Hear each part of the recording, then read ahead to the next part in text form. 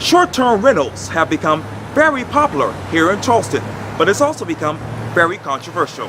In this edition of Quintin's Close-Ups, I sit down with Denise Holtz, the president of the South Carolina Vacation Rental Managers Association, one-on-one. And be sure to download the free Quintin's Close-Ups app in your Apple or Google Play stores. Well, Denise. Hello. It is so good to see you. Nice to see you. Thanks for having me. Anytime. You know, as we say right now, I understand that you are actually the president of the South Carolina Vacation Rentals Managers Association. Correct. And this particular group is actually dedicated that is, to advocating for really allowing short-term rentals in South Carolina, but especially here in Charleston. Correct. As you know, there's a huge debate over short-term rentals here in Charleston. Yes. Why, in your mind, you say that it's very important for Charleston to really allow short-term rentals in the city? So there is an overlay district. It's primarily in the Cannonboro and Elliottboro area of downtown. And then for the commercially zoned properties, you're allowed to rent short-term, and they're very few and far between. The reason we started this is a couple of years ago. I worked for a company that was doing some vacation rentals downtown. We were in the overlay zone, but we didn't know that we weren't zoned properly. So after this company had invested millions of dollars into the neighborhood, building a brand new home and then also repairing a dilapidated house that had been empty for many, many years, we just felt like there was room for improvement on the city's part of it. At the end of the day, it brings people together. Travelers that come to Charleston want to live like a local. And being able to live in someone's home as a short-term rental is a great way to do that. It also injects money into the local small business communities. You know, especially in Cannonboro and Elliottboro, where you've seen all the little pop-up places. Right. We believe that's due largely in part to short-term rentals. So, and at the end of the day, it's not for everybody. I believe if the city were to open up this opportunity for everybody, it's not going to be a mass run on short-term rentals. If you were to ask me if I were going to rent a bedroom in my home and allow strangers to stay with me, no, it's not my cup of tea. If I go on vacation, I'm not going to rent my house out to someone. That's just not for me. Okay. And I believe that it won't be this mass hysteria of neighborhoods turning into short-term rental charrettes. It's just not going to happen. So we want to see some logical solutions. So that's why we're here. We've been here. We're fighting. I'm also a realtor. I believe it is a property owner rights issue.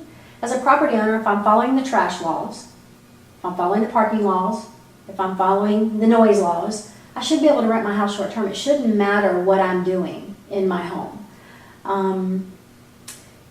You know, it's a basic property right. We believe that people should be allowed to do that. There are already ordinances in place to allow for the things that people talk about are the reasons they don't want it.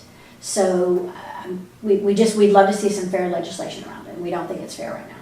And obviously there's a lot of talk about the issues with the current short-term recommendations from the task force. Yeah. What are those issues in your mind? The task force has been meeting, I believe, for almost 12 months now, if not a little bit longer. The city hired a consultant, really I think more of a mediator between the task force and the city to help kind of gather them together, help them become organized. And what ended up happening is the city staff took their recommendations and gave to the short-term rental task force and said, this is what you should be focusing on. In our mind, that's not giving the short-term rental task force the opportunity to come to the city with recommendations. That's the city telling the task force how they want it to go. So also, there's no one in the short-term rental industry that sits on the task force. We were specifically eliminated from having the opportunity to even serve on that task force. So there's B&B operators, there's attorneys, there's someone from the Historic Charleston Foundation. So these people that are on the task force making decisions for people in my group have nothing to do with our industry and know nothing about it. So it's quite frustrating to see those people making decisions that are going to affect the economic and are going to impact people in my group's livelihoods because they're making decisions that they know nothing about. So it's been very, very frustrating. It's been very frustrating. That brings me to an interesting point. Okay, what is fact and fiction about short-term rentals in your mind? A short-term rental is not a party house. A short-term rental is not a bachelor party. It's not a bachelorette party. It is an accommodation where a family can come and stay and live like a local. I have property owners or homeowners in my group that have rented their properties out for months at a time for family to come and be a loved one that's having cancer treatment at MUSC. We have Citadel grads, we have College of Charleston grads. All these grads have family that come in. I know when I see my children, they're grown, but there's a particular dish they want me to make every time they see me. Moms and dads can't do that with their kids in a hotel, but they can certainly do it in a vacation rental. And there's even, I think that the squeaky wheel gets the oil. And the squeaky wheel has been the people that say they don't want it in their backyard because they don't want it in their backyard for whatever reason. You know, there are some players in the game that have not been doing it right, and we feel like if we had fair legislation, those people would go away. That they wouldn't be allowed to rent short-term. We are not for that. We're for fair legislation. We believe that, Quintin, if you have an extra bedroom in your home, you ought to be able to rent out one bedroom to someone that's traveling to Charleston if you choose to do that.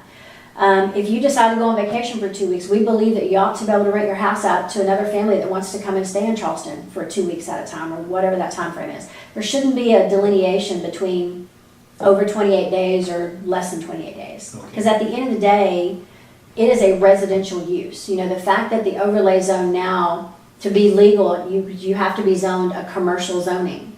We don't feel this is a commercial enterprise. It's a residential enterprise. At the end of the day, a home is still being used by another family.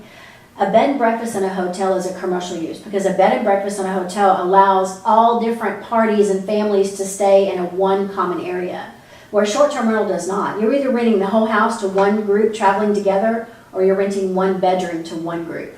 So the differences are huge. Okay. A B&B in a hotel is a commercial enterprise. A residential use of a property for short-term is a residential use. It is not a commercial enterprise. So that, when you get into the zoning and all the minutia of it, that becomes an issue. So we feel like if we could help people understand that it's a residential use, and with fair legislation, it can happen. It can be a win for everybody. The economics of it are huge. And when I was talking to a Charleston City Council member, the person basically says, hey, I'm confused with this whole short-term rentals thing. How do you articulate what you just told me to this Charleston City Council? The same way, just help them to understand what it really means. Most people don't know what it means to stay in a vacation rental. Folly Beach is full of vacation rentals. Isle of Palms, Right. Sullivan's, everyone has vacation rentals. Right. That just means, let's just say that you and our families, that we were related, and you got 10 people in your family, I've got 10 people in my family. We decided, let's get our families together and rent a house on Isle of Palms. Because we're related, whether we're related or we're just traveling together related, we are going to go stay in someone else's home. Let's take that same scenario, your 10 family members and my 10 family members, we don't know each other, but we all stay in a hotel.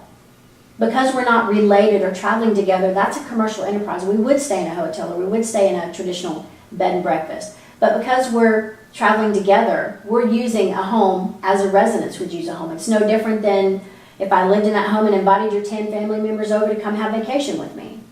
So at the end of the day, it is a residential use. And if we have some fair legislation in place so that people can follow the rules and they're clear, the legislation we have now, the ordinance that's been in place is not clear. And it's hard to get a straight answer from someone at the city. I could call the city, I could talk to 3 different people and get 3 different answers for a question regarding short-term rentals. So there needs to be more clarity around it.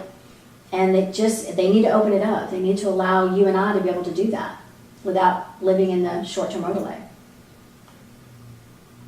That's an interesting point because I'm wondering this. Do you have the support of the public? We do. I wrote down some stats before I came in. Home Away, which is also VRBO, Vacation Rental by Owner. They are owned by Expedia. Okay. Recently did a poll, and 79% of Charleston voters believe that all types of short-term rentals should be allowed. What the task force is going to be recommending to the Planning Commission tonight is there's going to be tiered levels of short-term rentals for the new ordinance, but none of them are whole home rentals. They're only owner-occupied rentals. That's an issue. That is, in essence, banning someone from renting their whole house. They have to live on premise to be able to rent out their house. That puts limits on people. So if 79% of Charleston voters believe that short-term rentals should be allowed, the city needs to listen to that. You know, I had someone ask me the other day, gosh, when I go to these meetings, I only hear of people that don't like it. Those are the people that we only hear from. Why don't we hear from people that are for it? Well, I think the people that are for it aren't necessarily going to do it. So in their mind, it's not important for them to stand up in front of a group of people and say, you should allow short-term rentals. So I'll translate that to these 79% of Charleston voters that want short-term rentals to happen aren't necessarily going to be opening up their homes for short-term rentals. They believe in property owner rights. They believe that there are laws in place so that it's not a party house next door to me. There's not going to be parking issues. There's not going to be trash and noise. So if we can just have some good common sense and logic around this and get away from the fear-based, this has all been fear-based. The people that have been speaking the loudest, they come from fear. They don't come from understanding of what this is. So I've said from day one, we have to spend a lot of our time educating people on really what this is. So that's a great question. Thank you for asking. No worries. And obviously, whenever the city and the task force and you guys get together on one page, Right. how will this affect the Charleston economy in your mind? So we did, HomeAway we did an economic impact study back in 2014, we being the VRMA. HomeAway did one based on 2016 numbers. Total spend, total economic impact between the Charleston County and the city, $355.6 million. It supports 4,800 local jobs. For every dollar spent on short-term rental lodging, those same people spent $2 in the community. Over the last 10 years, accommodations tax collection has risen 76%. And right now, for the homes that are listed on VRBO, Right. it's less than 2% of the total housing market in Charleston. So it's not happening everywhere. It's not going to happen everywhere. Should the city council decide to open it up for anyone, it's not going to be a free-for-all. It's not for everybody. Would you do it? Would you rent out your home as a vacation rental for a month at a time? I'm trying to stay out of this. But think about it. Okay. That's not for me. Okay. I wouldn't like people that I don't know staying in my home. Okay. I'm a private person. That's just me. I wouldn't rent out an extra bedroom in my home. So I don't think that there's going to be this big run on vacation rentals in Charleston. Not in one place across the city or across the country has an investment firm come in and bought up a whole neighborhood to turn it into a vacation rental neighborhood. First of all, last time I checked, we still live, we have a free market economy, and for there to be a buyer, there has to be a seller. So I just don't think that it's going to be this crazy run-on that I've talked about of Charleston turning into a vacation rental hotbed. It's just, first of all, I'm a realtor. Housing prices downtown Charleston are already ridiculously high. So, if you're an investor, you're going to take that into consideration. You're going to know what your money's going to do for you. So just trying to put some logic on this and trying to put some, non-fear-based approach, I just don't think it's going to be this crazy thing that everybody thinks it's going to be. And I want to go back to the day that we all celebrate around here was the solar eclipse. Yeah. How did that impact the short-term rentals in your mind? Oh, it was crazy. Both Airbnb and HomeAway saw a run on listings during that time, and Okay. hotels were at capacity. Right. And let's talk about hotels for a minute. Hotels are awesome. They're great. When I travel on business, if there's not a short-term rental, I stay in a hotel. Okay. A traveler that stays in a hotel is not necessarily going to be a traveler that's going to stay a short-term rental. So I don't think that hotels are going to lose business. Occupancy rates in hotels are above average here in Charleston than the rest of the nation. Okay. So if people, if there's a moratorium on building hotels because the public has spoken up and saying we're tired of hotels being downtown Charleston, short-term rentals is a way to kind of spread that out so you don't have the clogged up traffic downtown that people talk about. In my experience, it was when I managed vacation rentals downtown, most people flew in Ubered. Mm-hmm. They didn't even have a car. Those people that did have cars, if there was no off-street parking, we told them you have to make arrangements. Here's 5 garages in the area. Sure. That's where you have to go. Those things can be managed, and they can be managed properly. So, the solar eclipse, there was a lot of people in town, and both listing platforms saw a spike in rentals. So it's a way to give people alternative accommodations, especially if hotels are booked. Mm-hmm. And hotels are expensive. Short-term rentals aren't as expensive, and if a family's coming to travel, it's a way for them to not spend so much money out eating all the time. Although we are known for our delicious restaurants. You know, people still like to be families and stay together. So it's an alternative, and it's a way to kind of spread the love, if you will, and spread out the traffic and the jamming that people talk about. If you were to sit down with Mayor John Tecklenburg right now, what would be your first question to him one-on-one? Why short-term rental industry had no representation on the task force. I would want some explanation for that. I feel like, you know, if you're not living it or haven't done it or don't have experience in it, you don't really understand. And I had the opportunity to speak with one of those task force members one-on-one in private, and was able to open up and have real conversation about the reality of what this is, and showing the comparison between a hotel and a B&B and a vacation rental. She was like, I've never thought of it that way. And most people don't think of it that way. You know, I'm not going to take my whole house and rent up chop it up into 5 bedrooms and rent out to 5 different people. That's a commercial enterprise. Okay. But if I want to rent my 3-bedroom, 2-bath house to a family of 6, I should be able to do that.